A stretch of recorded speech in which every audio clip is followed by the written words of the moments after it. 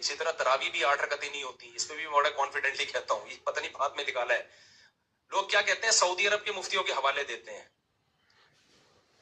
سعودی عرب, پہلی بات تو کہ سعودی عرب کے سارے مفتی یہ نہیں کہتے. آپ ان مفتیوں سے ملے ہو جو آپ کے مطلب کی بات کر رہے ہیں. میرا ارادہ ہے میں سعودی عرب جا کے ایک ولاگ بناؤں, وہاں کے دینی مدارس کے وہاں کے میجورٹی علماء کیا کہتے ہیں. سعودی عرب کے میجورٹی علماء 3 طلاق کو 3 ہی کہتے ہیں. سعودی عرب کے میجورٹی علماء 20 رکعت تراویح کو 20 کہتے ہیں, کیونکہ حکومت میں وہ لوگ زیادہ آگے ہیں جو فقہ حنبلی سے بہت زیادہ انہوں نے شذوذ اختیار کیا ہے, تو وہ حکومتی لیول پہ آگے ہیں, اس لیے ان کی بات آگے آتی ہے. لیکن سعودی عرب تو بہت بڑا ہے بھائی, ہم تو ساری دنیا سے ہر ایک سے ملتے ہیں. تو سعودی عرب کے بھی آج بھی علماء کی میجورٹی جو وہاں کے مدارس کے جو صحیح علماء ہیں وہ فقہ حنبلی کو فالو کر رہے ہیں. وہ کہتے ہیں تراویح 20 رکعت ہوتی ہے اور وہ 3 طلاق کو 3 مانتے ہیں. میرا ارادہ ہے میں سعودی عرب جا کے ولاگ بناؤں گا تو وہاں کے علماء کی رائے بھی شائع کروں گا, تاکہ یہ جو پروپیگنڈا ہو رہا ہے نا. اور دوسری بات, اگر سعودی عرب کے سارے لوگ بھی کہہ دیں بھائی سعودی عرب کے علماء کیا صحابہ سے بڑھ گئے؟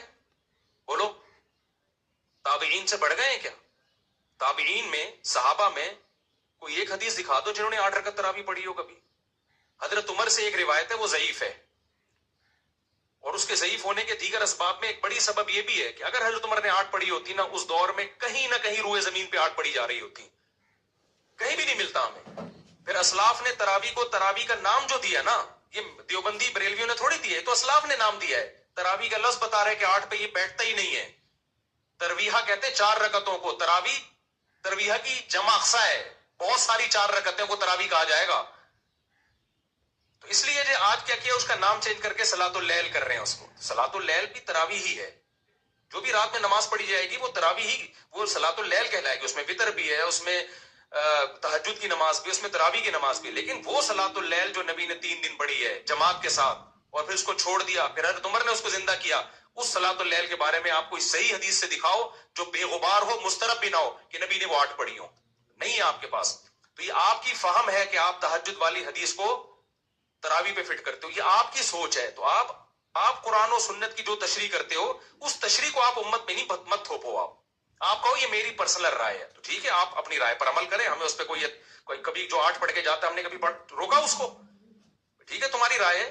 امت کو آپ وہ بتاؤ جو صحابہ تابعین اور چاروں اماموں کی رائے ہے, وہ قرآن و سنت کو آپ سے زیادہ سمجھتے تھے. اور اگر آپ نے امت کو سعودیہ کے مفتیوں کی رائے دینی ہے تو سعودیہ کے آج کے مفتی بھی ہیں اور سعودیہ کے 100 سال پہلے کے مفتی بھی ہیں جو 1400 سال سے چلے آ رہے تھے. 1400 سال سے جو سعودیہ مفتی چلے آ رہے تھے وہ تراویح کو 20 رکعتیں کہتے تھے اور 3 طلاق کو کیا کہتے تھے؟ 3. ابھی میرا 3 طلاق پہ چیلنج گیا ہے نا, کہیں بھی نہیں ہے 3 طلاقیں ایک ہوتی ہیں. اس چیلنج کے بہت سارے لوگ جواب دے رہے ہیں. ایک نے کمنٹ میں کیا کہ جی مفتی صاحب یو اے ای نے بھی 3 طلاقوں کو 1 کیا ہوا ہے, اور انڈیا نے بھی 3 طلاقوں کو 1 کر دیا ہے, مصر نے بھی 3 کو 1 کر دیا ہے. صرف یہ انڈیا پاکستان کے مفتیوں پہ ہی شامت آئی ہوئی ہے, یہ جمود سے ہٹتے نہیں ہیں.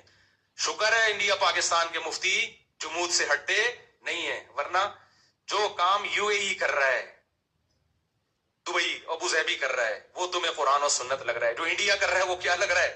جو خلفائے راشدین, صحابہ, تابعین, خلافت عثمانیہ, بنو عباس کی خلافت, بنو امیہ کی خلافت, اور تمام فقہا, امام بخاری بھی اسی کے قائل, محدثین بھی اسی کے قائل, تابعین بھی اسی کے قائل, اس کو تم کہہ رہے ہو دیوبندیوں کی رائے ہے یہ.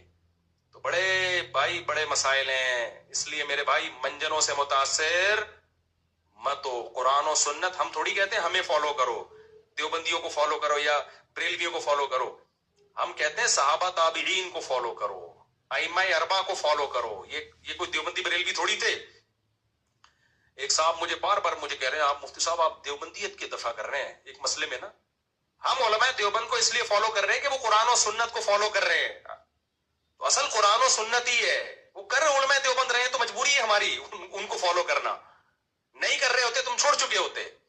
ہاں اگر کوئی عالم دیوبند کا عالم غلطی کر رہا ہے تو ہم اس غلطی میں اس کو تھوڑی فالو کرتے ہیں. بہت سارے علماء دیوبند ہیں جو آج کل ہیں جو بدعتیں بہت ساری لے کے چل رہے ہیں, ہم نہیں مانتے ان کو کیونکہ ہم نے کلمہ نبی کا پڑھا ہے. لیکن آپ جب ہم قرآن و سنت کی بات کرتے ہیں, صحابہ تابعین کی بات کرتے ہیں اور کہتے ہیں چاروں اماموں نے قرآن و سنت کو زیادہ سمجھا, جب ان کی بات کرتے ہیں تو لوگ ہمیں کہتے ہیں دیوبندیت کا منجن بیچ رہا ہے.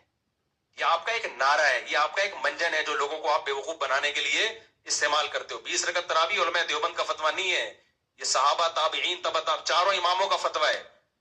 سمجھتے ہو شروع میں کچھ اختلاف تھا لیکن بعد میں کیا ہو گیا؟ اجماع ہو گیا. جب ایک دفعہ اجماع ہو گیا اب اس کے اختلاف